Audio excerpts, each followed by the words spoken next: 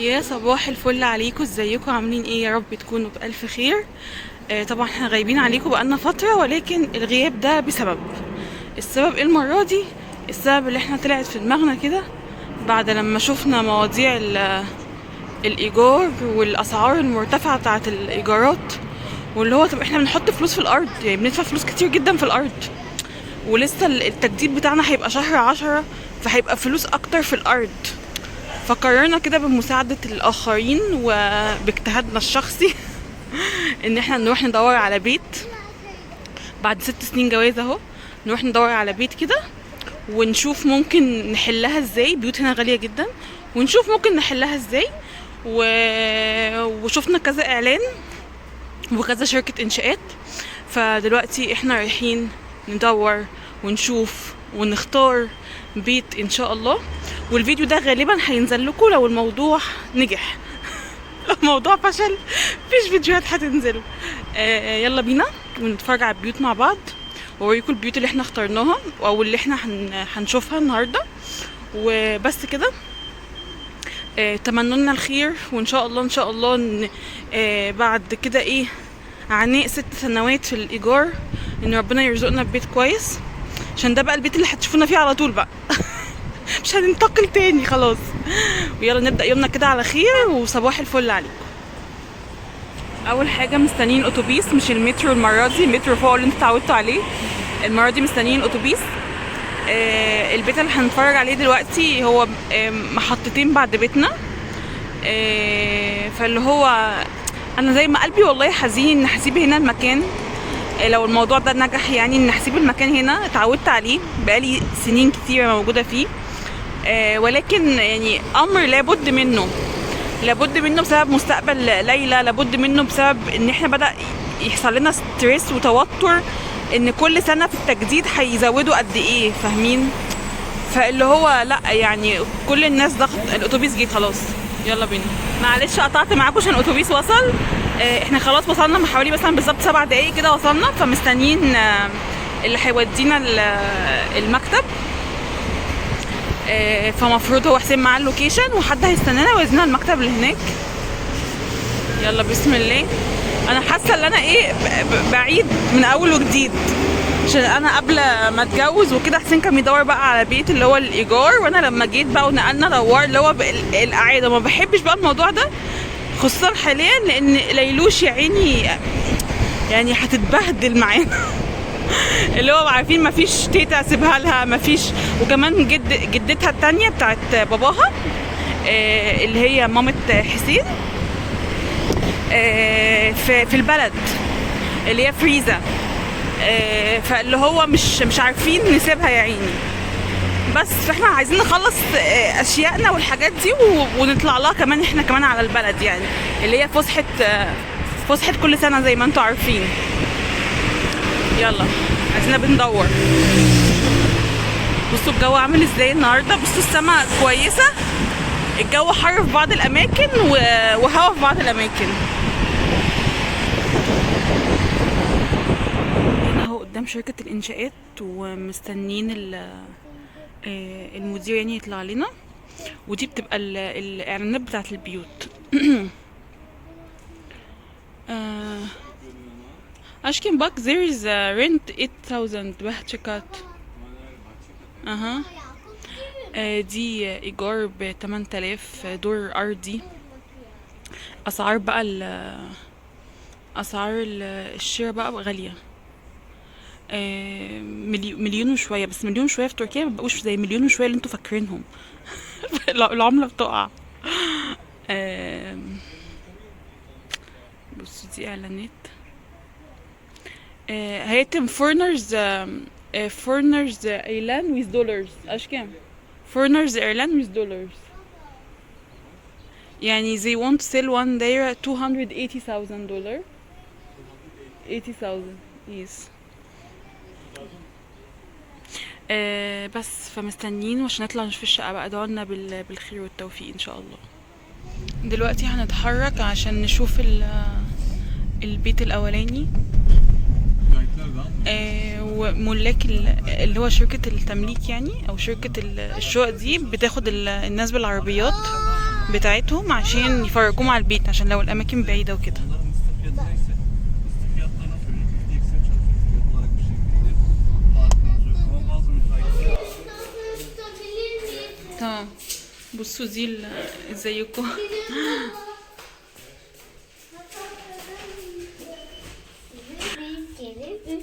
وصلنا. المفروض نخش نشوفها. يلا بسم الله.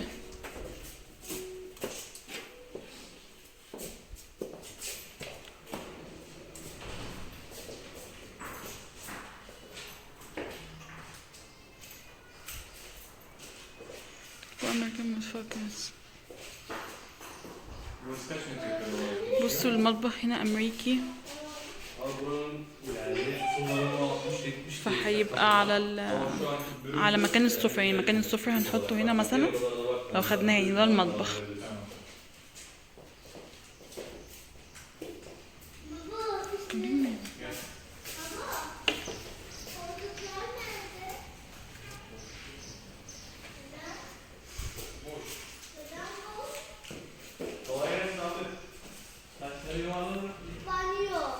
güzel ya.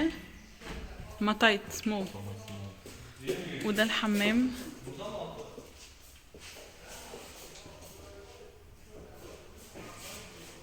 بس الشقة صغيرة جدا،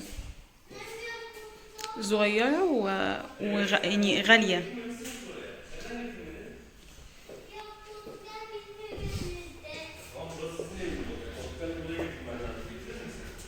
ودي أوضة. بصوا انا حاساها صغيره قوي قوي قوي قوي، يعني بصوا كده من بعيد. بصوا الحجم قد ايه. ودي اوضه تانية.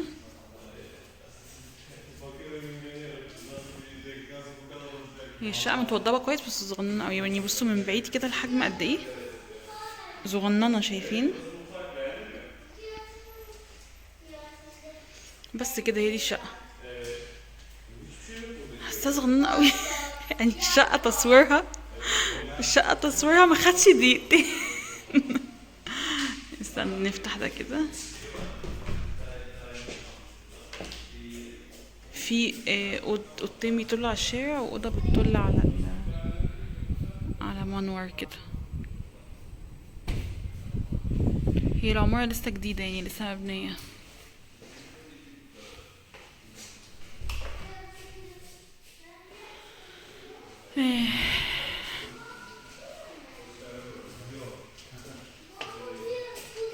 انا اكتر حاجه عجباني الحمام.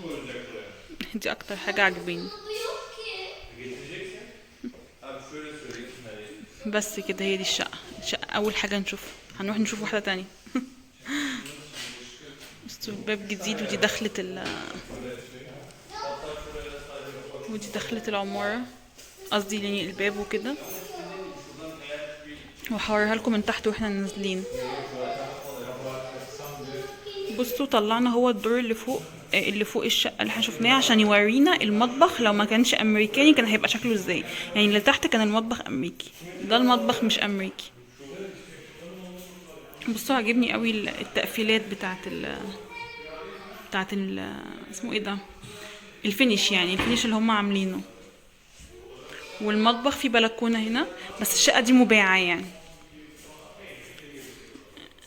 هو بس بيورينا الاكزامبل، المثال لو المطبخ مش امريكي، عشان هو عنده كذا مكان بمطبخ ده والمطبخ ده، فهو بيورينا الاتنين يعني.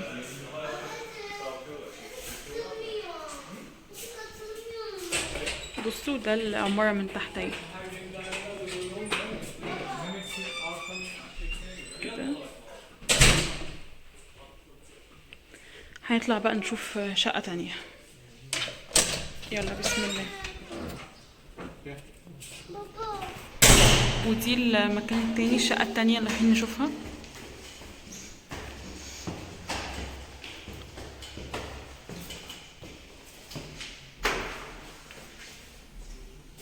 بس هي شوية قديمة اعتقد.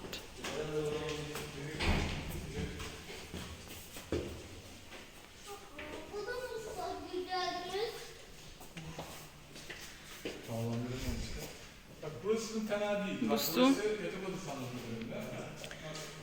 الحاجات دي جاهزة على يعني هما بيعملوا بيوضبوا البيوت على كده يعني. بصوا هجيبها لكم من بعيد.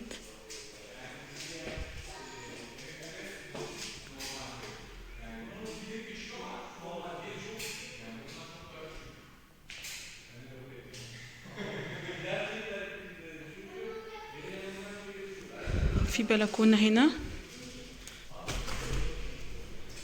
بتطل على استاد تقريبا.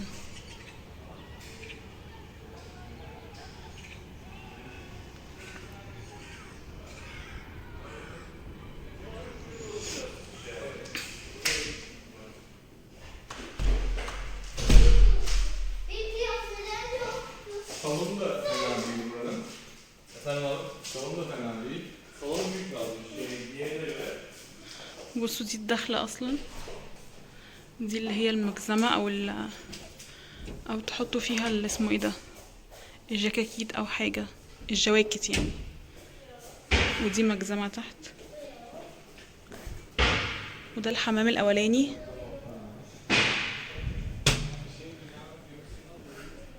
في حمامين.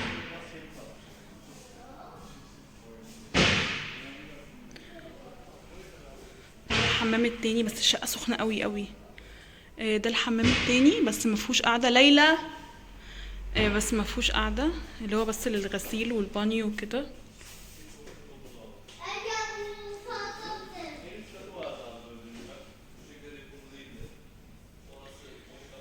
ودي اوضه مش عارفه ايه، بس مساحتها صغننه قوي يا جماعه، مساحتها صغننه قوي قوي قوي. بس قد ايه؟ شوف نحط فيها ايه دي. مش عارف. ودي اوضه تانية اهي.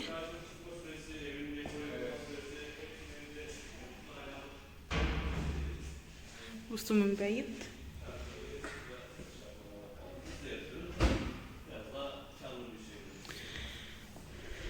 وبرضو بتطل على الاستاد ده.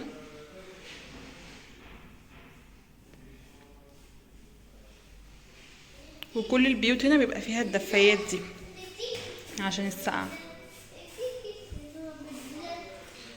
بس المشكلة ان الشقق حتى الان شفناها صغننة، يعني مش عارفين ممكن نحط العفش بتاعنا احنا كبير شوية، فمش عارفين نحطه فين. بس يا حبيبتي، بس يا ليلى، بس يا حبيبتي، مليون بس.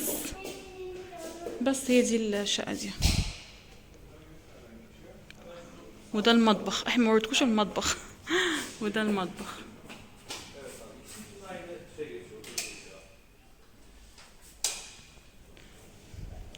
ليلى يا حبيبتي تمام. Can you come here to me like that?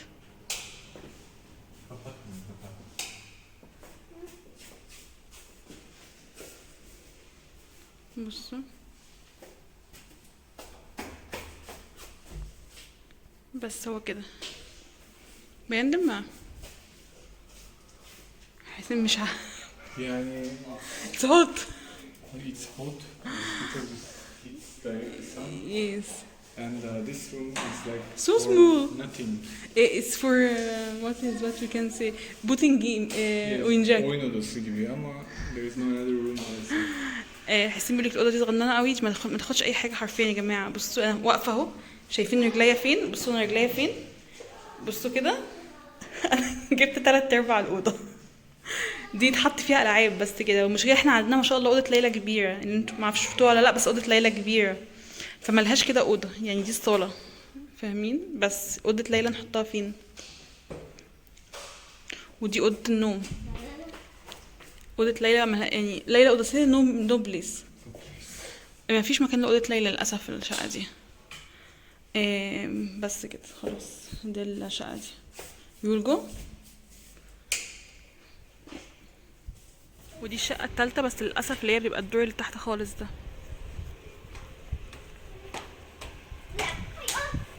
اللي انا بسميه الدور اسمه ايه ده، الحبس، عشان فيه الحاجات دي. ولكن يلا نشوفها.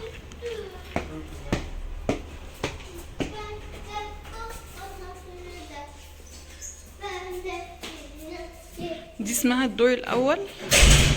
مش علوي.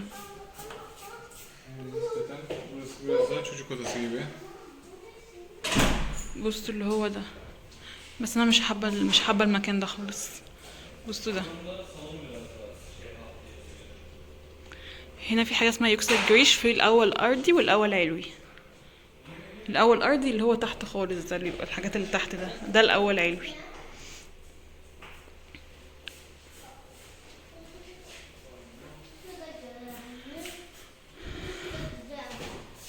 وده المطبخ.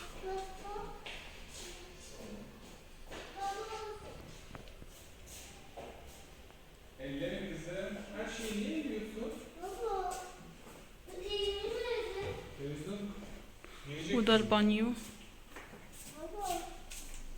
Baba bir televizyon gitmiş. Televizyonumuz nerede? Televizyonu getirmemişsin ki. Televizyon mu? وفي حمام هنا، Alalım. tuvalet. حمام هنا.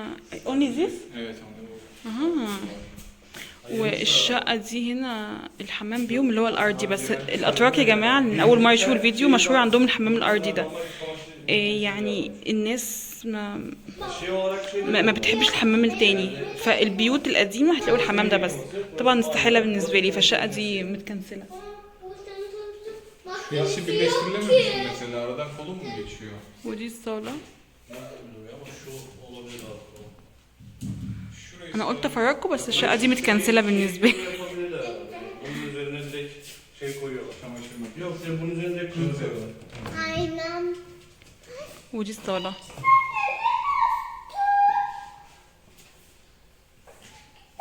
Ben biraz بص الشقة دي خلاص.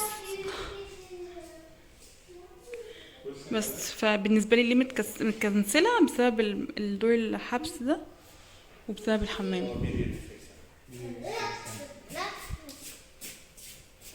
Burası da aynı şekilde abi. Kendi katlı. بص كل الحاجات على البتاع ده، لا استحالة، استحالة خالص. اديكوا شفتوا حاجة من الحاجات من البيوت اللي هنا عاملة ازاي، بس التقفيل بتاع المطبخ كل البيوت بصراحة حلو يعني، اللي هو اللي بيتنضف بسرعة ده. ودي بتبقى الأماكن البوتاجاز والحاجات دي. بس يلا بينا كده، تقريبا خلصنا اليوم الأول في تدوير.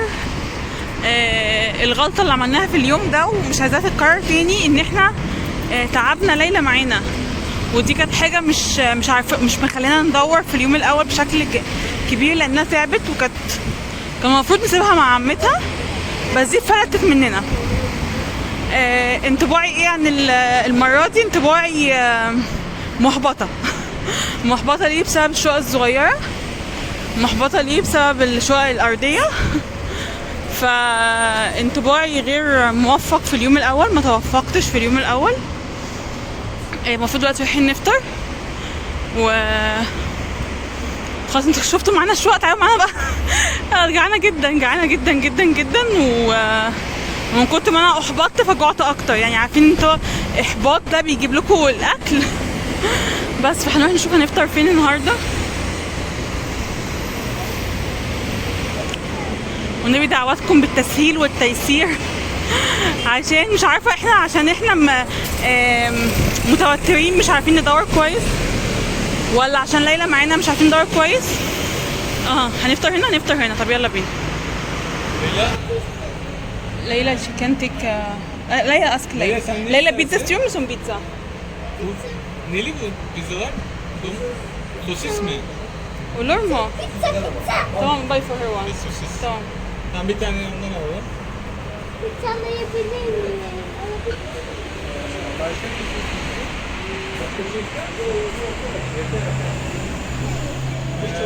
بس كده خلاص هنختم الفيديو على كده. طبعا صوتي ليلى بوردة ألماز.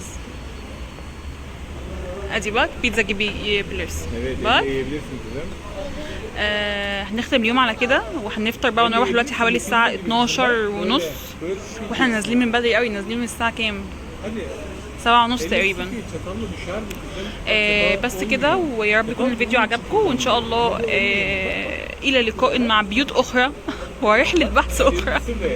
وإن شاء الله تبقوا معانا من أولها لآخرها لحد ما نلاقي بيت ونجهزه مع بعض ونفرشه مع بعض ونعمل كل حاجة مع بعض. بس كده، انتظروا سلسلة قوية جدا واشوفكم فيديو جديد. يلا مع السلامة. والليمون جاي اهو.